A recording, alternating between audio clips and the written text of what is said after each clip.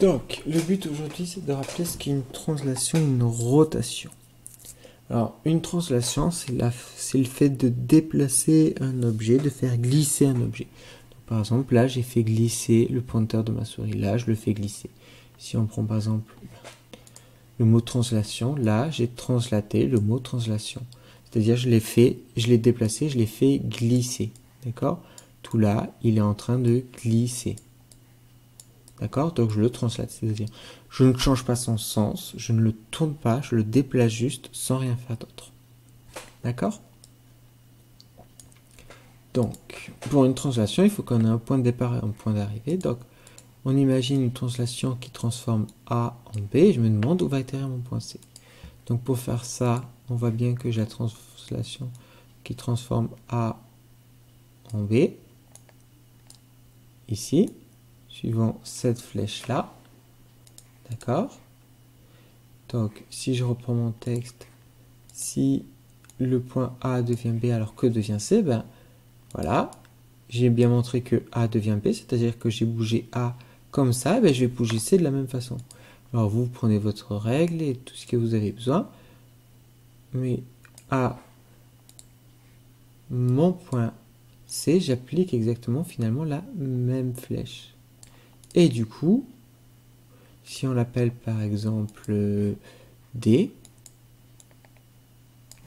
si A devient B, C devient D, et que je veux, ben, qu'est-ce que je vais obtenir? Je vais obtenir mon point D qui va être au bout de ma flèche, c'est-à-dire ici.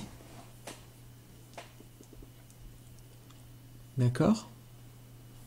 Si le point A devient le point B, ben alors le point C, je le bouge de la même façon, il va atterrir ici.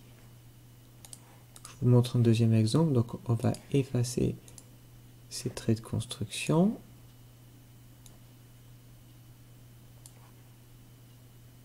Le point C est devenu le point D. Hop. Voilà. Il est allé exactement de la même façon. Alors, deuxième exemple. Hop. Alors, si le point B devient le point C, alors vous atterrir le point A. Alors déjà, il y a la première chose que vous pouvez faire, c'est réfléchir. Si B devient C, et si je déplace comme ça, ben mon point A, je vais le déplacer de la même façon. Donc on sait qu'il va atterrir par là. Tout l'intérêt, en effet, c'est de tracer. On sait qu'il va atterrir par là. Pour savoir précisément, ben, je sais que B devient C comme ça. Suivant cette flèche-là, et ben, je prends ma flèche et je la décale.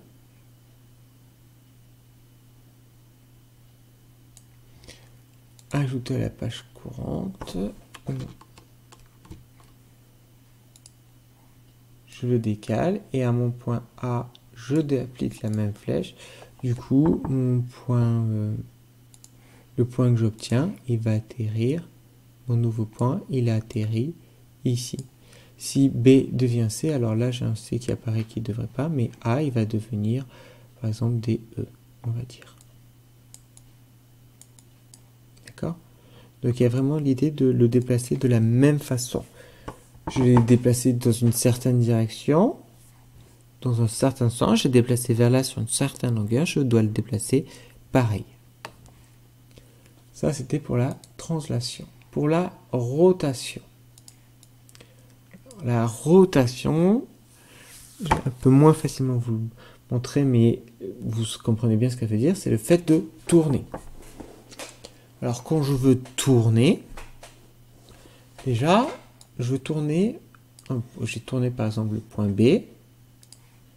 Vous voyez, si je veux tourner mon point B, il faut déjà savoir, je tourne par rapport à quoi? Quand je tourne par rapport à un point.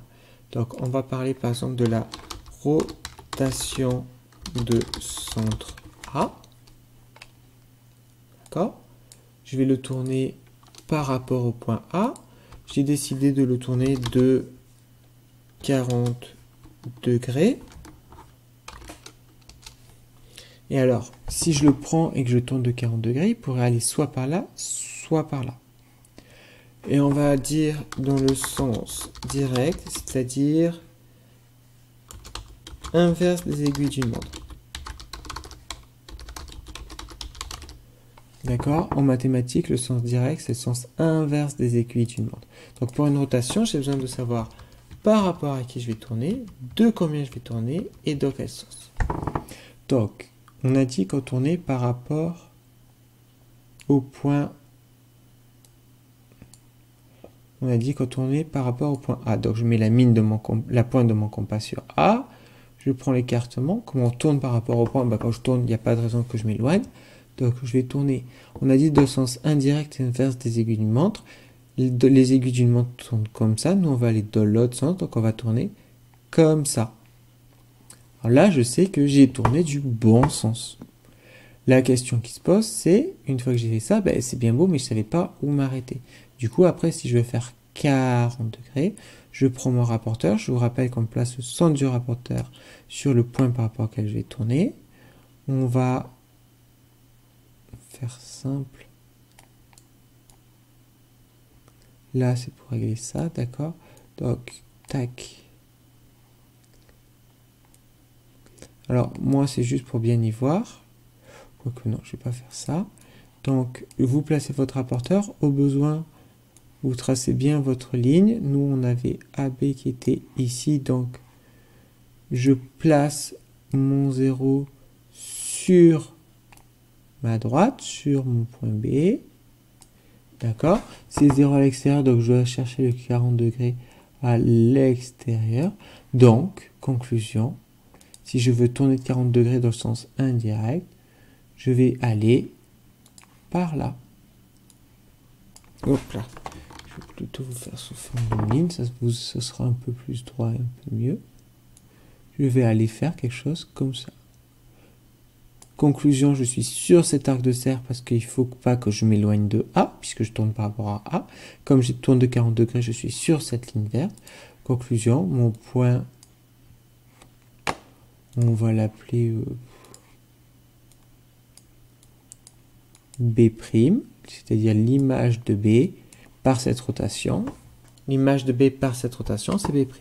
Donc je répète, rapporteur et compas pour savoir bien garder ma distance, dans quel sens je vais et pour savoir de combien de degrés. On peut faire un deuxième exemple pour ceux qui en ont besoin.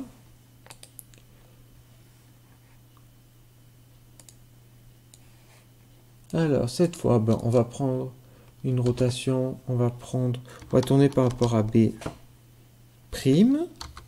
de centre prime, on va tourner de 127 degrés et par contre je vais tourner dans le sens, on va changer dans le sens indirect, c'est-à-dire dans le sens des aiguilles d'une montre.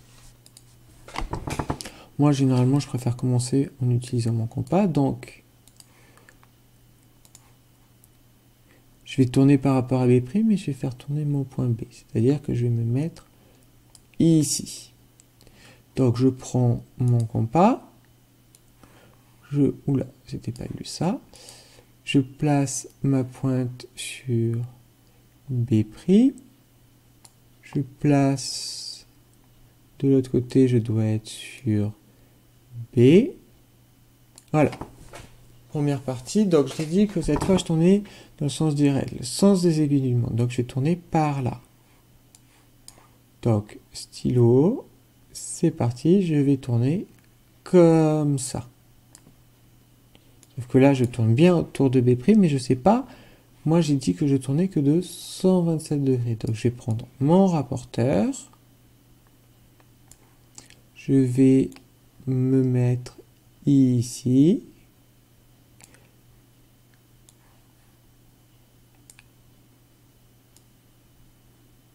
Je veux tourner de 127 degrés. Alors, vous voyez, là, par contre, j'ai pris le 0 dedans, je vous rappelle. Donc, je cherche 125, 126...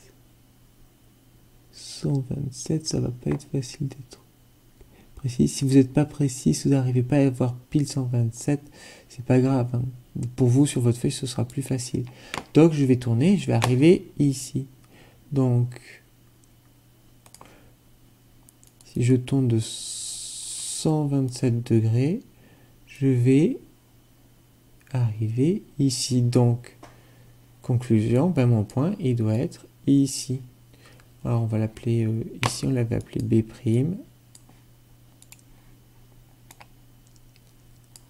Et lui on va l'appeler C. Donc je répète, C il va être ici. J'ai tourné de 127 degrés. Je tourne par rapport à B'. On pourrait rajouter du codage, c'est-à-dire bien montrer que ici et ici on a la même longueur.